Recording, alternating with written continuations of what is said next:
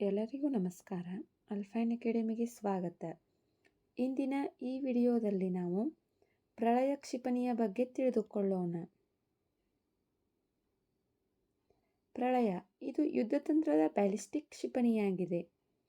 ಭಾರತವು ಒಡಿಸ್ಸಾದ ಕರಾವಳಿಯ ಅಬ್ದುಲ್ ಕಲಾಂ ದ್ವೀಪದಲ್ಲಿ ಪ್ರಳಯ ಹೆಸರಿನ ಯುದ್ಧತಂತ್ರದ ಯಶಸ್ವಿ ಪರೀಕ್ಷೆಯನ್ನು ನಡೆಸಿತು. ಇದು ಮೇಲ್ಮೈಯಿಂದ ಮೇಲ್ಮೈ ಕ್ಷಿಪಣಿಯಾಗಿದೆ.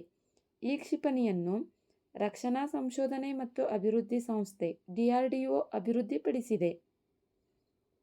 ಇದು 500ರಿಂದ 1000 kg ಸ್ಫೋಟಕಗಳನ್ನು ಹೊರುವ ಸಾಮರ್ಥ್ಯವನ್ನು ಹೊಂದಿದೆ. 350ರಿಂದ 500 ಕಿಲೋಮೀಟರ್ ಕಡಿಮೆ ವ್ಯಾಪ್ತಿಯನ್ನು ಹೊಂದಿರುವ ಯುದ್ಧತಂತ್ರದ ಬ್ಯಾಲಿಸ್ಟಿಕ್ ಕ್ಷಿಪಣಿಯಾಗಿದೆ. ವಿಡಿಯೋ ನೋಡಿದ್ದಕ್ಕಾಗಿ ಧನ್ಯವಾದಗಳು. ಮತ್ತಷ್ಟು ಮಾಹಿತಿಗಾಗಿ ನಮ್ಮ ಚಾನಲ್ನಲ್ಲಿರುವ ವಿಡಿಯೋಗಳನ್ನು ವೀಕ್ಷಿಸಿ. Thank you.